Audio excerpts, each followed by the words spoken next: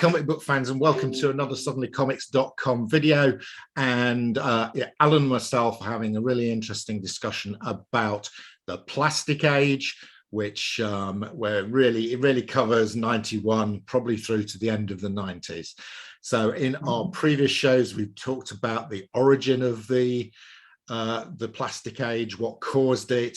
We've seen a few examples of the comics, and we've also had some discussion about what caused the problems in the plastic age. But Alan has been doing some research, and he's going to explain to us another cause of the popping of the plastic age bubble. So one story that I heard, and this is like, again, you hear like different things, you read different articles.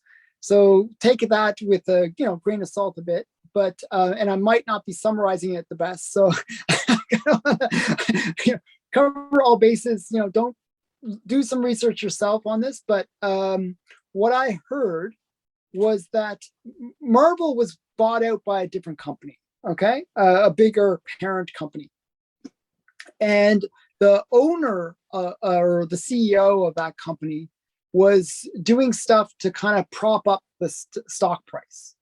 It wasn't just about selling stocks. He was creating these other things that you could invest in based on the success of the company itself. He wanted to create a whole entertainment platform. So it'd be Marvel, it would be like some kind of entertainment stuff, like, TV rights to certain channels and stuff. So it was like a whole entertainment platform.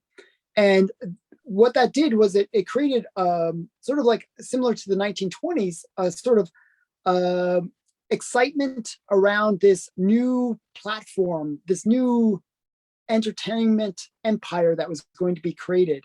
And people were investing in things that were based on an opportunity, based on a expectation, but not based on reality. Okay, so they were basically selling these kind of things where you could kind of investment, I forgot what they're called, but investment vehicles, basically, where you could invest in it and maybe realize that money once that grand scheme thing happened. Okay, so Marvel was doing things where they were sending out all these comics, and we talked about this before in the previous video, where all of a sudden their distribution got cut, like because all the comic shops that they were sending stuff to kind of disappeared. What happened was with Marvel kind of showing some weakness, the whole thing, the whole house of cards that were built upon Marvel were kind of collapsing. So now all of a sudden the company that kind of relied, like the big company that relied on Marvel, all of a sudden it was collapsing financially. So it had to do whatever it could to cut ties, sell off things, do whatever it could to cut the bleeding, to stop the bleeding. And one of the things that it did was I think in the end of 1996, it filed bankruptcy with Marvel. And that, Marvel being the #1 publisher at that time, that was a major blow to the comic book industry, especially a comic book industry that was based on collectors. So all of a sudden you get these collectors that are like, oh, what? This, is it all just like, is it just all smoke and mirrors? Is it all just like, is what was really real? Was it all just hype? If the biggest publisher can go out of business, then it can't be a really good investment to be buying their books. So it looked like even Marvel books, like these ones that are blue chip books, all of a sudden, like I remember going in to a comic shop and you could buy X-Men, not X-Men, but Iron Man #1 or Tales of Suspense 37, like his first appearance, for like a couple $100. Yeah. It was just it, and that was like a sales price, because they were just, went from being maybe 1,000 down to that, because people were just like offloading all this stuff because they didn't have any there was no strength in the market anymore. People were really nervous. And also the comic book shops that had all this inventory, they were going out of business. So they had to sell it on those kind of, fire sale kind of things. Yeah, absolutely. Yeah. And so all of a sudden, everything was just kind of collapsing. So this is the story that I heard. I think has, some truth to it. So, yeah. So, yeah.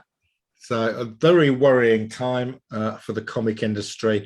And I think it really didn't fully recover until probably the mid 2015, 2016. And Yeah, I think the recovery has been driven by the films. Yeah. Quite a big effect from the plastic age, which probably lasted at 10, 15 years. Yeah. I mean, I've got one of the things.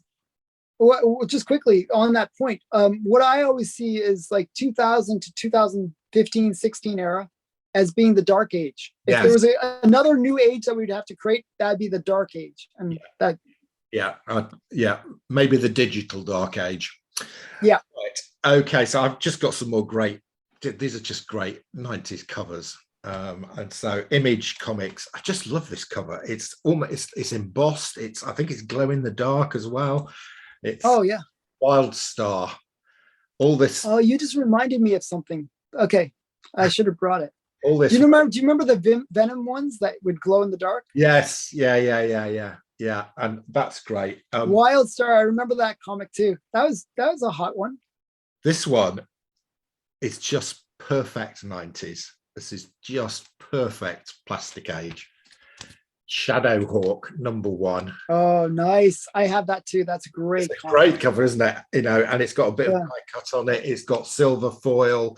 It's got everything. Yeah. This is you'd see that even if somebody, you just saw that in the back, you just go 90s.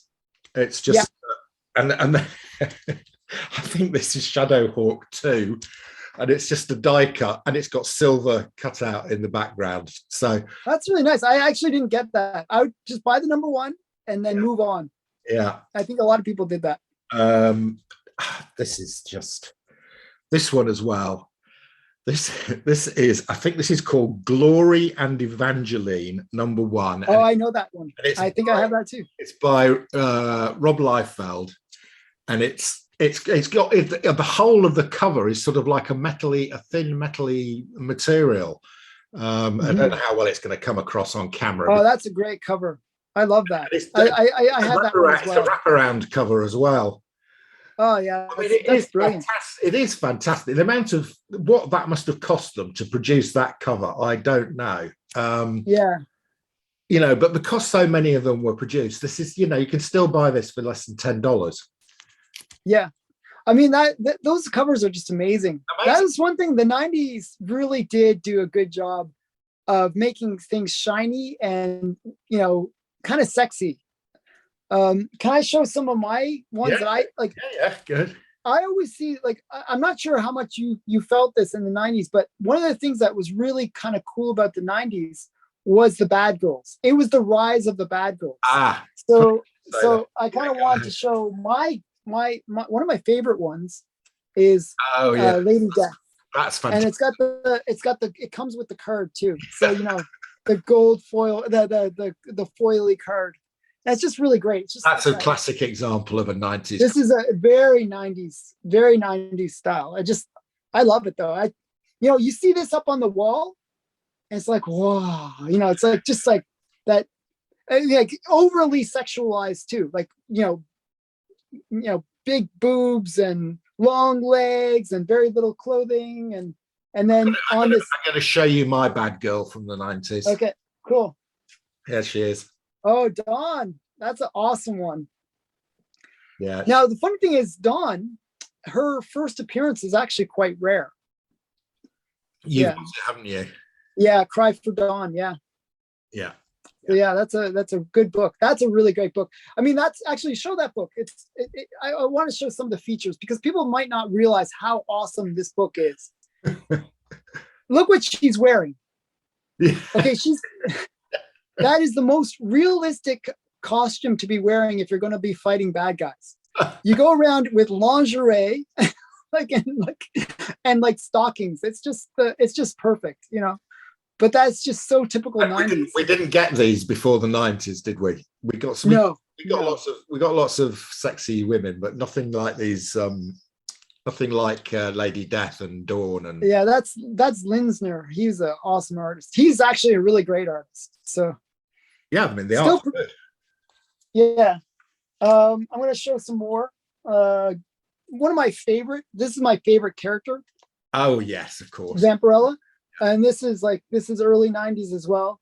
There's even a better example of the 90s where she's got it's the red foil cover. Yeah. But this is kind of 90s. This is Adam Hughes actually. So you know early Adam Hughes work. So this is some really great artists came out of the 90s. So Adam Hughes is one of them. So yeah. So this is one of the other things that happened, as we discussed in a previous program, is lots of other publishers started up. One of the other publishers that started up was Topps, the trading card company. Oh yeah. And here I've got a Jurassic Park #1. And actually this is written by Walt Simonson and it's art by Gil Kane. Oh wow. Yeah. And this I was recommending that book to people. Yeah, that's a good one. This is actually worth something. Of the books that I've shown, virtually 90s books are worth anything, but of course Jurassic Park 1 is actually worth something. So yeah.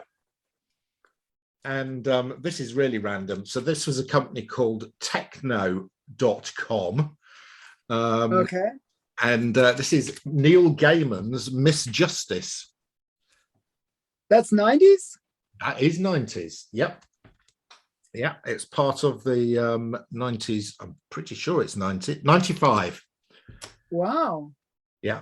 And it's a .com on it. It's got .com on it. It's a company called techno.com. That's actually kind of cool because if you think about that, that's early, like very internet. Very early, yeah. Because the internet's like really 95, 96 era, 95, yeah. What this company did, Neil Gaiman had nothing to do with this comic other than the fact they put his name on it. Put his name on it. Did he write it? No. Oh well, so why is his name on it then? Just because it's going to sell comics. Because this was the height of Sandman, wasn't it? 95. Yeah. Sandman. Sandman was huge. Sandman was. I mean, one thing that we didn't talk about, I'm not sure when Vertigo first got started, but that's title. I think Sandman stopped DC from getting into financial trouble because Vertigo was huge. Yeah, Sandman was just about DC's best character. Sandman and Watchmen during the 90s were DC's best sellers. Best sellers, yeah. I mean, they're producing good stuff. I mean, at that time, most of the flagship ones like Batman, and actually Batman had some good stuff. I should say, but was all right. Yeah, but it's always been Batman's consistently DC's kind of #1 seller, but the rest of it was terrible during the 90s. It was just like not really good. But coming to the end of this era, so this is interesting. Have you heard of a publisher called Maximum Press? Yep. Oh, of course. So this is Rob Liefeld, who was originally with Image. He was one of the first Image group that set Image up, fell out with the rest of the Image guys because he kept nicking all the good people for his bit of the company. So the others booted him out, and he went off and set up Maximum Press. So this is a Maximum Press Rob Liefeld comic from '96. So yeah, some interesting. It's Rob Liefeld that can't draw feet, right? Yeah. That's his like Achilles heel, I guess. Also interesting was that so we're talking about 96 here. So this is the year Marvel filed for bankruptcy. So it really is the bottom of the bottom. Yeah, bottom of the bottom. One of the things that Image did, Todd McFarlane called in Alan Moore because he said, we've got to get some quality back into the writing of the comics. We can't just sell comics on the covers anymore. So Mhm. who did he get to write Supreme? Alan Moore. Alan Moore. Wow. Yeah. And Alan So Moore that's cool. wrote Supreme for quite some time, actually. So So I wasn't collecting Supreme by that point. no, you know, I had sort of given up on it by that well, point. you and everybody else, Alan. Yeah. That was the problem, you know. Like I actually thought Image was going to go out of business. You know, like I was surprised that they survived. yeah, well, they did.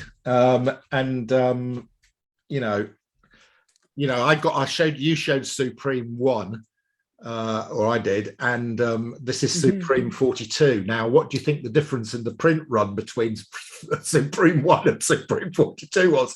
I would imagine this is in the tens of thousands, and Supreme, yeah, and the other is like around 1 million. Yeah, I think it was around 1 million actually. Yeah, like Supreme, Youngblood, Spawn, they were all in the million range, I think. Yeah. So yeah. Okay, so comic fans, so I think we should all be ganging together, and we should be referring to the period of 1991 to the end of the 90s as the plastic age. Let's not just have this endless modern age. And I also quite like the 2000 to probably around 2014, 2015, the dark age, or the digital dark age. So there we go. We've been redefining comics over the last few episodes. Who knows what we'll be doing next week? Cheers. What I'd like to do, wait, before I let you go. What are you going to do? What would you like to do? Just before, I'd like to propose that maybe after this video, we have a panel. If you can get Gray Man and and we can get a few other people, maybe we do like a live panel where we discuss the plastic age. Okay. Wouldn't that be fun? Yeah, that would so be. That's something to look forward to for all the viewers that are watching this video. Yeah, and if there's anybody who wants to join the panel, it's going to be in a few months' time. It won't be immediate. It only costs $1,000. I was joking.